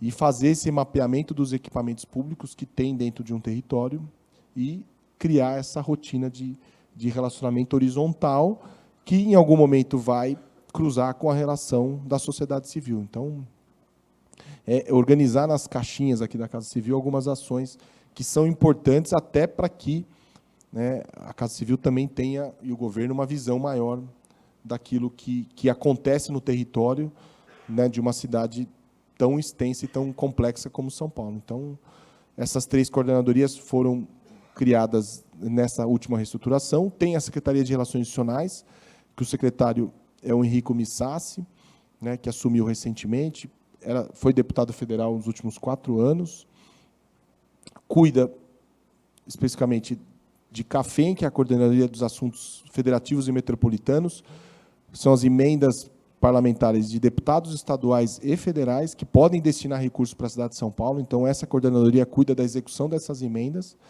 e também da relação metropolitana com as demais cidades, né? A gente tem o Conselho Metropolitano, né? Então, uma série de assuntos. A Coordenadoria de Governo Aberto, que cuida de toda a parte de transparência e diálogo com a sociedade civil também do governo. E, no decreto de hoje, tem a Coordenadoria de Entidades, né, que o Henrico vai também dialogar, trazer uma série de visões. Não tem aí a coordenadoria do Todos pelo Centro, mas o Centro, com esse esforço que o prefeito Ricardo Nunes tem feito, essa prioridade de a gente recuperar e requalificar o centro de São Paulo, 2 grandes instrumentos foram sancionados, aprovados pela Câmara, que é o AIU Central, que é o PIO Central, que cria regras que facilitam a construção e a ocupação do centro de São Paulo. A ideia é que a gente tem aí, ao longo de anos, a vinda de mais de 220 mil pessoas para residir no centro de São Paulo, né, nesse perímetro. E o projeto do Requalifica, que é uma lei que facilita muito a requalificação de prédios tombados, né? E a gente, na região central, a grande maioria dos prédios são tombados. Ele não é uma coordenadoria específica, mas a Casa Civil coordena essa ação exatamente para que a gente tenha interação entre as secretarias. Acho que uma das coisas que mais precisam, e é a função de secretaria meio, é facilitar essa interlocução, porque muitas vezes a secretaria olha muito para a sua atividade fim. Então, questão do centro, licenciamento e urbanismo, ele está olhando lá para a atividade de secretaria de licenciamento. Um projeto de Requalifica precisa ser aprovado ali, mas também precisa passar pelo TPH, que é na Secretaria de Cultura. E os benefícios do Requalifica estão na Secretaria de Fazenda, que é a redução do ISS, PTU. Então, essa visão de interlocução não existe dentro das secretarias, porque elas estão preocupadas, e é natural isso aconteça, na sua finalidade fim. Então, a ideia do Todos pelo Centro é criar essa comunicação, e que é uma função de secretarias meio e secretarias que estão ligadas ao gabinete do prefeito. Então, ela não está aqui como uma coordenadoria, mas é uma das funções que hoje tem ocupado bastante espaço também dentro da Casa Civil. Mas, de forma geral, eu acho que a importância que a gente tem que ficar da questão da Casa Civil, acho que é um pouco esse diálogo. É uma secretaria de diálogo, de oitiva, né? Isso reflete muito a própria personalidade do prefeito Ricardo Nunes, uma pessoa de ouvir, de ter diálogo e de construir.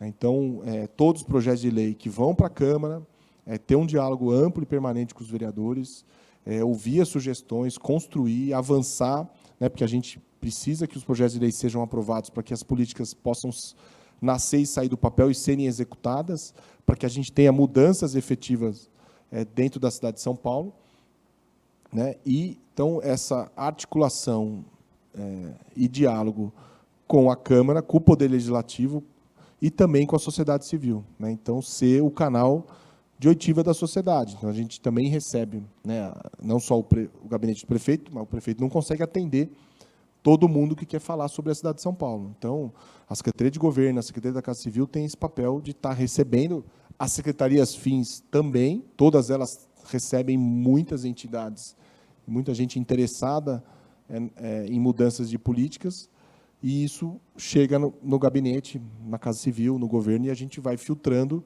e levando ao prefeito aquilo que pode ser alterado. Então, de forma resumida, essa relação institucional entre Poder Executivo e Legislativo, que é fundamental para que a gente aprove leis e tenha autorização legal para fazer execução do orçamento, né, que é fazer o gasto público autorizado por lei, e essa relação e diálogo com a sociedade civil para que a gente possa escutar e aprimorar, muitas vezes. Tem projetos de lei que vão só para aprimorar um artigo, um ponto específico que não está funcionando numa lei. Então, isso acontece muito.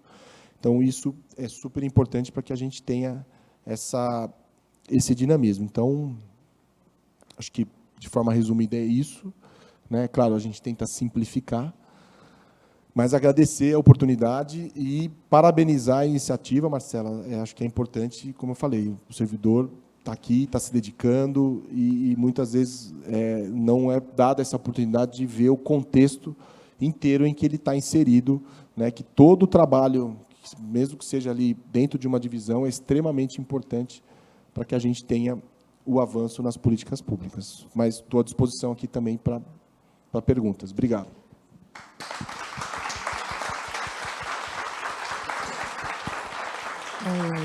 E pedir desculpas por que eu atrasei de manhã, porque exatamente está ligando aqui o líder de governo, o presidente da Câmara, porque hoje tem pauta de votação, e aí a gente vai dialogando sobre essa pauta, pedir desculpas pelo atraso no início. Só vou agradecer ao Fabrício, antes que ele saia correndo aqui com esse monte de demanda.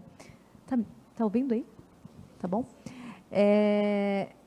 Gente, como vocês viram, a Casa Civil tem uma das funções mais importantes da Prefeitura, que é a articulação para fazer acontecer a lei. Eu acho muito glamuroso, né? Chefe da Casa Civil, secretário da Casa Civil, é extremamente glamuroso, mas, sem qualquer modéstia agora falando, eu quero parabenizar o Fabrício pela característica que ele tem de exercer essa função, e agradecer ao nosso Pinheiro Pedro, que está saindo, obrigado pelo prestígio aqui aos residentes, pela essa tarefa que é tão árdua do diálogo, mas, sobretudo, porque, como vocês viram, a Casa Civil ela trata de todos os temas, ela tem que conectar todos os temas, não é só lei de interesse da gestão ou do servidor, é da educação, é da habitação, e ele faz isso com maestria aí no dia a dia, com essa pessoa calma, com esse diálogo, mas isso tem uma característica do gestor que eu gostaria de atrelar. A experiência que ele tem em funções diferentes, mas também em competência acadêmica, em competência técnica, é o que traz uma bagagem também para esse exercício. O Fabrício como advogado, como subprefeito, como economista, como essa pessoa que traz vários temas e passou pela administração pública em cadeiras diferentes, atrai essa bagagem para ter hoje essa função e esse poder do diálogo. Quero agradecê-lo aqui publicamente mais uma vez e agradecer a Regina Pacheco, que teve essa ideia de trazer uma visão da gestão pública na prática. Porque a teoria, vocês enquanto residentes, enquanto alunos, vocês vão ver, as faculdades estão por aí, né, de gestão pública. Então, a ideia é que esse programa de residência, ao se encerrar, encerre com uma visão na prática. Isso daqui vocês não veem no dia a dia quando saírem daqui. Isso vocês não vão, essa fala, essa especificidade da dificuldade interna de coordenar esse monte de gente, essa equipe, vocês não verão. Porque, muitas vezes, quem passa a literatura lá fora, passa a literatura pela literatura. Difícil, nem sempre coincide de ter uma professora como a Regina, que já passou pela administração pública algumas vezes, e também está na academia há muito tempo e consegue unir a prática e a realidade. Então, é algo muito precioso, essas últimas aulas em que vocês foram ao viveiro, ver na prática, em que ouviram uma experiência da Secretaria de Cultura na prática. Isso eu peço que vocês guardem aí para a vida como uma experiência prática, real, de passar pela gestão pública. Rita? Só uma coisa, o pessoal da Casa Civil não está achando eu tão calmo assim. Não, eu queria só agradecer muitíssimo a secretária Marcela Rondo, secretário Fabrício cobra, porque realmente nós vemos que são muitas coisas, né? São 2 secretarias essencialíssimas para a prefeitura, e imagino que vocês têm agendas muito cheias, mas despenderam esse tempo para conversar aqui com os residentes, com os servidores. Isso é muito importante para a gente. Eu gostaria muito de agradecer. Agradecer também a participação das nossas intérpretes de Libras, da Viviane e da Cláudia. E agora a gente vai abrir um pouquinho para perguntas antes de encerrar o evento, tá bom? Eu quero agradecer, já foi muitos agradecimentos aqui, mas realmente ter a experiência na visão da prática dos secretários é muito importante para a gente entender o que vocês passam, qual a experiência que vocês têm, né, nessa articulação. Obrigada. E eu queria fazer uma pergunta, que eu tenho muitas dúvidas em relação à articulação da Casa Civil, quando a gente pensa em política pública de governo e como ela se transforma em política pública de Estado. A gente teve uma experiência visitando o CEL. Eu também tive uma experiência com a rede da Vetor, onde a gente faz sempre, anualmente, um evento que é conta da rede, são, enfim, assessores que estão na rede em outros estados aqui do Brasil. A gente fez esse evento também em um CEL, onde eles viram isso como essa política como uma referência para levar para o estado da Alagoas, da Bahia, né? E aí eu penso na questão da política pública do reencontro, né? Recentemente, teve toda a questão na mídia. E qual é essa articulação quando a gente pensa nessa política hoje do prefeito, que é a Reencontro, para transformar ela numa política de Estado, para que isso fique? Como essa conversa, essa articulação, tanto com a sociedade civil, que vem com essa questão da pressão, né, da sociedade como um todo, mas também dentro do legislativo. A maneira de você transformar numa política de Estado é transformar numa lei, porque ela passa a ser perene, né? Então, quando você fala do CEL, o primeiro CEL foi criado há mais de 20 anos atrás, na gestão da então prefeita Marta Suplicy, que hoje é secretária de Relações Internacionais aqui. Essa política continuou, né? Então, os prefeitos que sucederam, inclusive tanto o prefeito Bruno como o prefeito Ricardo entregaram CELs e estão programando mais 15 CELs, entendendo que é uma política de Estado, uma política que foi criada na prefeitura, que é importante, independente de você aprimorar e você criar novidades, né? Os últimos CELs têm uma gestão daquilo que não é atividade escolar para fora, através de uma parceria, né? Os novos CELs entregues, a parte cultural, a parte que é feita para a comunidade, né, para todo o entorno, fora do horário de aula e nos finais de semana, estão sendo executados agora por uma parceria. Então, você vai aprimorando, mas vira uma política de Estado. O reencontro é a mesma coisa. Não, você tem uma lei que foi aprovada, muitas vezes você consegue colocar uma política pública de pé através de decreto, né, que você faz rearranjos orçamentários e você... Então, a ideia do reencontro, que uma das vilas está aqui na Ladeira da Memória, a segunda, que foi entregue, uma no Canindé, que são aquelas casinhas modulares de habitação provisória, que realmente tem tido uma aceitação, é uma inovação, né, é uma política de acolhimento que não existia. Você tinha um centro de acolhida, então o prefeito está criando também os centros de acolhidas especiais, a ideia de reduzir os grandes centros para centros menores, pegar imóveis que eram da Fundação Casas, que estavam ociosos, e transformando em centro de acolhida especial, tentando aprimorar a política. É uma política, assuntos mais complexos, você não tem uma solução única, né? Você tem diversas soluções. Então, o reencontro tem tido uma grande aceitação, né, desse público que necessita aí de acolhimento, e ele pode ser feito no primeiro momento por decreto, você faz um rearranjo orçamentário e faz. Quando você faz por lei, você torna isso uma política pública de Estado, né? Então, você consolida essa política pública. Não que ela não pode ser alterada, aprimorada, mas você citou o CEL. O CEL é uma realidade há mais de 20 anos, e tem vários projetos, né? O Pode Entrar é uma inovação também legislativa. Então, você tem a política habitacional de entrega de habitação pela prefeitura, e assim funciona no Brasil inteiro. Você tem uma fila grande e entregas. O Pode Entrar é uma perspectiva de você ir atrás do estoque de habitação ociosa na cidade de São Paulo e você acelerar esse processo de entrega de moradias, né? Então, através de uma construção que foi iniciada no Poder Executivo, discutida no Legislativo e sancionada pelo prefeito. O que é o Pode Entrar? Ele pode revolucionar. Você pode ir para um patamar aí de entrega de 50 mil casas. Então, que é um número nunca antes visto. Por quê? Porque você sai do modelo tradicional. E aí isso pode virar uma política de Estado, né? Em que, em vez de você fazer o modelo tradicional de pegar um terreno, fazer toda a construção e depois de algum tempo entregar, você já pega o estoque vazio na cidade, adquire e já repassa, né? Então, estou falando aqui de uma forma mais simplificada, porque tem vários modelos. Se isso virar lei, ele passa a ser uma política de Estado. Então, acho que a importância da lei é essa, que você consolida essa política no decorrer dos anos, e independente do que vai acontecer daqui 10, 20 anos, essa política está consolidada por lei e você vai aprimorando ela. Então. Muito obrigada. Posso só complementar? No caso da política pública da habitação, São Paulo, a capital, está se consolidando como a implantação de uma política de Estado. Por quê? A habitação e os mais de 40 mil lares, né, porque aí apartamento, casa, enfim, que serão entregues até o ano que vem, você já tem um orçamento pautado para isso, né? Dificuldades se tem no caminho, você tem processos licitatórios, você tem uma série de questões que vocês sabem que para chegar a uma construção. Política de Estado, por quê? É algo que fica aqui encabeçado, independente de quem é o prefeito.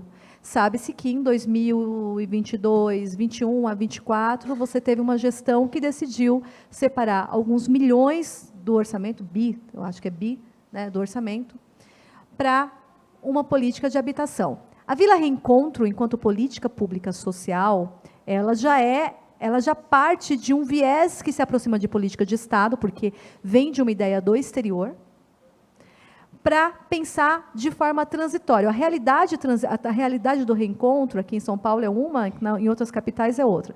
Então, ela vem, inclusive, eu recomendo o artigo do prefeito que saiu no Estadão ontem, no final de semana, no sábado, que responde a essa questão dos moradores em situação de rua e das várias políticas.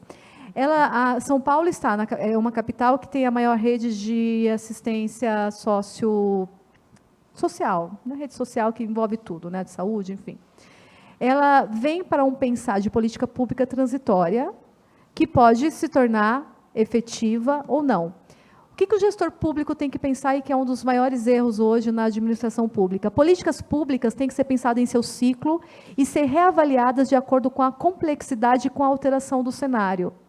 Política de Estado, quando se faz, às vezes tem-se dificuldade de alterar. A política pública, você pensa e vai revendo o ciclo. Então, eu oriento que vocês estudem política pública, né, de acordo com os autores. A Regina depois pode colocar uma lista de recomendações de textos que falam sobre bem isso, e sobre o novo olhar da administração pública de acordo com as complexidades reais, que aí quase que vira indiferente política de Estado ou política pública antes de colocar em lei, se o gestor público estiver pensando no ciclo corretamente e pensando a cidade com as suas dificuldades reais. Eu acho que é uma reflexão que eu convido vocês a fazerem aí com esse olhar da gestão pública. Mais alguém? Tem alguma pergunta? Bom dia, meu nome é Franklin Andrade e o senhor Fabrício Cobra disse que trata com diversos setores da sociedade, inclusive com subprefeitos. A gestão de Ricardo Nunes, ela é reconhecidamente uma das que mais realizou pela sociedade, pelos mais vulneráveis, inclusive com o programa Reencontro e os programas de habitação. Como a secretária disse, todo o valor que foi separado. Entretanto, às vezes, alguns atores da administração, eles têm discursos que eles vão de encontro com o objetivo que nós compreendemos que é o objetivo dessa administração.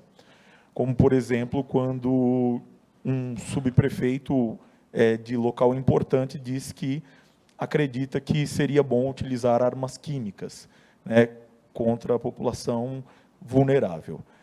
O senhor trata disso também, por exemplo, quando um discurso ou atitude ela é desconexa ao teor da administração, ou isso fica em cargo mesmo do secretário das subprefeituras? O primeiro, a frase dele foi tirada de um contexto, ele não falou sobre isso com relação a essa questão, né? Juntaram frases diferentes, isso já foi esclarecido, o próprio subprefeito falou, né? Não foi isso que ele falou, a imprensa colocou de forma equivocada. O secretário de subprefeituras, ele trabalha diariamente com os subprefeitos, mas tudo que envolve questões políticas, questões de governo, cai na Casa Civil, cai na Secretaria de Governo, cai na Secretaria de Comunicação e no gabinete do prefeito. Então, isso tudo é conversado, mas, como você colocou, a linha do prefeito está muito clara inclusive, recentemente, o próprio prefeito publicou um artigo no domingo sobre essa questão. Acho que a nossa função também é alinhar todos do governo naquilo que é a política pública efetiva que o prefeito deseja, né, com essa visão das pessoas mais vulneráveis. Inclusive, um dos aspectos que a gente, naquela verificação de território que a gente está colocando de execução do orçamento, a gente tem um PPA que, pela primeira vez, um PPA que é o PPA, né? O Plano Plurianual, que prevê o orçamento da cidade de São Paulo, que são peças orçamentárias que são enviadas para a Câmara Municipal. Tem a LOA, né, que é a Lei Orçamentária Anual, em que você aprova para o ano seguinte todos os gastos que a Prefeitura vai fazer, né, a previsão de gastos. E, pela primeira vez, o PPA foi especificamente com um aumento de investimentos, né, investimentos maiores nas áreas com menor IDH, né? Então, inclusive, foi matéria de jornal que foi um PPA direcionado com esses investimentos específicos, né, sendo maiores nessas áreas, e uma das funções que a gente está implementando na Casa Civil é acompanhar essa execução também nessas áreas com menor IDH. Obrigado. Bom dia, meu nome é Gilmar, quero agradecer vocês dois, as pessoas também que trabalharam aí por trás para organizar o evento, né? E, Marcela, uma coisa que hoje é uma política, e eu acho que é uma política que vem sendo discutida, que é do terceiro setor, e eu acho importante, a gente não vai mais ter, como se fala, eu acho que vai virar uma política de Estado, mas a gente vê uma discussão muito grande sobre o monitoramento do terceiro setor, né, na prefeitura. A gente, como gestor e tudo, o que a gente está pensando para o futuro desse monitoramento, né? E só agradecer muito mesmo, Marcela, porque você fala umas coisas muito complexas de uma maneira muito fácil, tá? Isso é muito bom. Obrigado, tá, Gil? Gilmar, eu que agradeço a consideração e que bom que estamos sendo compreendidos. A Copates tem uma função hoje, né, a gente tem um projeto para apresentar sugestões de alteração no formato de monitoramento das parcerias do terceiro setor. Qualificando, entre aspas aqui, tá, gente, qualificando não significa que não tem qualidade hoje, mas qualificando à luz dos problemas que identificamos e que a gente precisa corrigir. Como você bem disse, a gente também acredita que não retornaremos a um tempo em que não tinha parcerias, que infelizmente uma discussão que ainda existe, né? Não deveria ter parcerias, não. A administração pública caminhará ao lado da sociedade civil em parcerias estratégicas com o privado, quando se fala de parcerias público-privadas puramente, com as PPPs e concessões da Vira, e com as parcerias do terceiro setor com as organizações sem fins lucrativos da sociedade civil. O que estamos pensando é a SEGES, com as suas competências, apoiar as secretarias que realizam essas parcerias diretamente. Porque a especificidade está dentro da secretaria ali do dia a dia, da saúde, da cultura, da assistência social. A gente não tem na SEGES uma parceria direta, mas com essa área Copates nós vamos fortalecê-la para que ela possa apoiar essas secretarias a monitorar melhor essas parcerias e evitar algumas questões, alguns problemas antes de chegar à imprensa, antes de chegar ao Tribunal de Contas, antes da má compreensão. Vamos, inclusive, disponibilizar algumas ferramentas, disponibilizar ou utilizar algumas já existentes, mas com um novo olhar, ferramentas para que a gente faça isso de uma forma padronizada. Padronizada não significa igual para todas as secretarias, porque cada uma tem uma parceria diferente, mas com diretrizes que se assemelhem, olhando também as especificidades locais dos territórios das subprefeituras, né, que nós temos vários aqui em São Paulo, e que a organização social, ou a OSC, que trabalha aqui no centro, nem sempre tem as mesmas características daquela que trabalha lá em Palheireiros, mas que é tão importante quanto a essa que trabalha aqui no centro. Só um complemento, publicamente o prefeito tem feito algumas cobranças de parcerias, de concessões, né? Ele está pedindo para os gestores olharem os contratos, né, e cobrarem, né? Contrato é um documento assinado, então você tem que seguir, e tem pedido para que as novas parcerias e concessões tenham índice de satisfação do usuário. Quer dizer, acho que são inovações que a gestão também está trabalhando em conjunto, né? O verificador independente, né? Que a gente tenha mecanismos também de cobrança nessas parcerias. Acho que a gestão deixou muito clara a posição do ponto de vista de gestão, né? O prefeito zerou todos os concursos que estavam em abertos em 2021, 2022, né? Tem a importância de você ter atividades meio fortalecidas dentro da prefeitura, né? Tem, provavelmente, alguns anúncios que vão ser feitos em breve, mas também com esse olhar de inovação de parcerias, mas com essa cobrança que é importante. Excelente essa lembrança do Fabrício, porque já tem atos que foram feitos recentes, inclusive na área da saúde, com a revisão de alguns indicadores que atestam a qualidade aí das parcerias na área da saúde. Isso é bem recente. A gestão também vai trabalhar em algo que é trabalhar a expertise, a capacidade dos servidores que atuam com esse novo cenário, porque como não era um cenário, né, muito antigo, nos últimos 20 anos a gente fortaleceu mais esse tema, a gente não tem servidores que tenham, às vezes, não temos em quantidade suficiente servidores que conheçam do regulatório das parcerias público-privadas, sejam elas no terceiro setor ou as demais. Então, a nossa ideia é apresentar um plano para que tenhamos servidores com essas capacidades também. Isso pode se refletir em servidores já ativos ou em expertises que serão avaliadas para os próximos concursos. Bom dia, eu sou Gabriel, residente aqui da gestão. A minha pergunta é sobre priorização. Na verdade, vão vir duas perguntas aí. A gente entende que as prioridades mudam, né, fluidamente conforme as agendas. A gente acaba sendo influenciado pela agenda governamental, a agenda institucional, nossa própria agenda pessoal, muitas vezes, a agenda do gabinete. Eu queria saber, individualmente, né, de cada secretário, qual agenda costuma impactar mais a nossa... falando como parte da gestão, mas a tua agenda cotidiana, a sua prioridade enquanto secretário, e, assim, de manhã, quando você acorda e começa o seu dia, como você vai priorizar, como você prioriza as atividades que vão vir no teu dia? Eu quero saber bem individualmente mesmo, assim.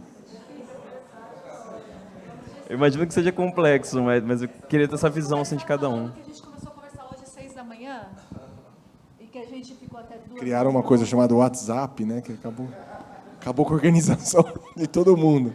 Não, brincadeira.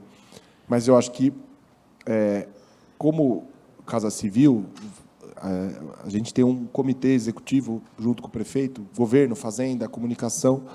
Então, tem muitos assuntos que aparecem, que são demandas que vão aparecendo na semana, que muitas vezes não tem a relação com o dia a dia da Casa Civil, no sentido de relação com a Câmara.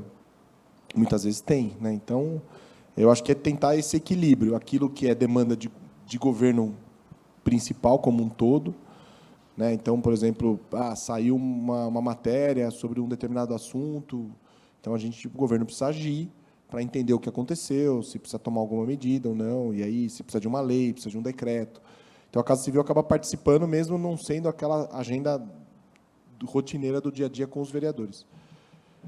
É tentar esse equilíbrio em aquilo que é efetivamente função da Casa Civil e aquilo que são prioridades do governo que vão, cada semana, alterando e mudando, né? Você está falando de uma coisa que hoje tem até cursos, gestão do tempo, né? E a nossa função, ela é extremamente necessário que a gente pense. Então, você pensa primeiro o plano. Qual que é o plano que você tem na sua secretaria? Toda secretaria tem um plano articulado, quais são os projetos que está acontecendo esse mês, enfim. Vou falar minha experiência pessoal. Existe esse plano e existe um planejamento da semana, que muda também diariamente, mas existe. Nessa semana, eu já sei toda a minha agenda da semana que vem, porque já tem reuniões pré-agendadas, tal, as pautas externas. Fora as pautas externas, eu tenho as pautas internas. Você tem uma lista de prioridades, claro que eu não faço isso sozinha, tenho um apoio de listas de prioridades para resolver durante aquela semana e durante o dia. Essa lista se altera. Ontem, à noite, nós passamos, ficamos conversando com um grupo, né, da secretaria, a equipe madrugou, literalmente, lá no arquivo, por conta da mudança do diário oficial. Então, as prioridades elas são alteradas. Mas, todo dia, pela manhã, eu olho a minha agenda, dizendo, eu preciso resolver isso hoje. Você vai ser atropelado por outros temas, mas se você não colocar essa meta, fica muito atrapalhada a tua gestão do tempo. Eu recomendo que todos tenham, diariamente, alguma coisa que diga assim, isso tem que sair hoje. Seja uma decisão, seja um encaminhamento, seja um e-mail, que às vezes é de direcionamento, seja responder alguma pergunta que ficou sem responder. Esse é o meu método pessoal para gerir o tempo. Prioridades que são inadiáveis, isso acontece, às vezes você tem uma demanda do secretário Fabrício dizendo tem que ir para a Câmara agora, vamos junto, temos que atender, mas você vai gerindo a partir de uma pré-organização, não deixar no automático, não deixar simplesmente acontecer, porque não é saudável, acho que nem para a gente, enquanto gestor, e nem para a própria equipe. Tem as pastinhas aqui com cada coordenadoria, e o papelzinho do dia com aquilo que não pode deixar de fazer. E tem os grupos de WhatsApp, né, que não sei porque me colocaram essa fama que eu fico criando grupo de WhatsApp para cada tema. Então, acho que é lenda isso, não é verdade. Bom, sabendo que vocês têm uma agenda também muito corrida, então a gente vai encerrar agora o evento. Eu quero agradecer novamente a disponibilidade da secretária Marcela Ronda, do secretário Fabrício, agradecer a presença da secretária adjunta Regina, que nos apoia na IMASP, e agradecer a presença de todos vocês aqui, que fazem parte do programa de residência, e outros servidores também estão presentes. Muito obrigada. Rita, a gente Oi? tem um convite para fazer. Tá bom. Como a gente está pensando gestão na prática, e a gente gostou muito dessa ideia da IMASP aí, de trazer esse novo plano para vocês, de ver na prática, a gente quer convidá-los, mas aí a gente vai ver o dia ainda e possibilidades. Então, eu e o Fabrício, a gente está convidando para uma experiência na Câmara, uma experiência de aprovação de um projeto de lei. É muito tenso, então já se preparem psicologicamente, mas o Fabrício vai me ajudar com uma data, pegar 2 experiências, pelo menos, e, claro, ver os grupos, né, porque também chegar todo mundo, às vezes, não vai ter esse espaço, e a gente pode fazer grupos diferentes para uma experiência, inclusive, e aí eu me comprometo a fazer com algum grupo menor a experiência interna. Qual que é a experiência interna? Não é aquela do público, é a experiência que a gente passa nos bastidores, indo ali, falar com o vereador e tal. Vamos pegar uma audiência pública e vamos fazer isso. Essa é uma experiência... levar a Regina. É uma experiência que eu quero participar com vocês, para também informar, discutir como que sai aquele projeto que a gente defende, todo mundo defende e tal, e chega lá, você tem as críticas àquele projeto, você, enquanto gestor, tem que segurar o teu próprio projeto, vai ter gente falando muito mal do teu projeto, gente falando muito bem, você vai ter coisas que, às vezes, frustram, mas isso também faz parte da vida do gestor. Sintam-se convidados, mas a data a gente vai alinhar, porque tem uma agenda própria da Câmara, e é um presente a mais que a gente quer dar para esse grupo aqui de futuros gestores públicos.